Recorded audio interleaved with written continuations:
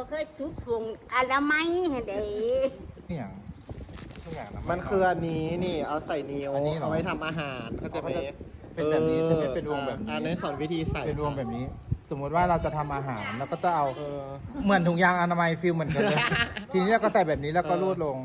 เอาคือแปลกแท้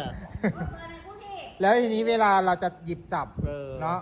ใส่ลายนิ้วซีใส่อีกลายนิ้วหน่อย มันก็จะเซฟ มาลองด้วยมาลองดิยายแม่ม ขอลองขอบ่ ทำกับข้าว นี่ เนาะ เนาะ ก็คือแบบเวลาเราจับพริกจับอะไรนะ มันจะได้ไม่แสบบางทีเราหยิบแค่นี้ไง เลิ ราใช้ ศ แค่ นี่เราเอาแต่นิ้วที่เราใช้ นิ้วไม่ไ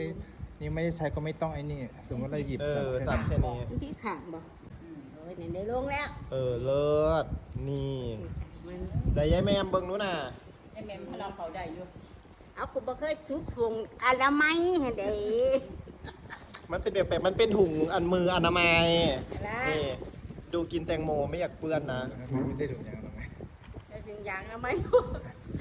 เราขอโทษเลยนะ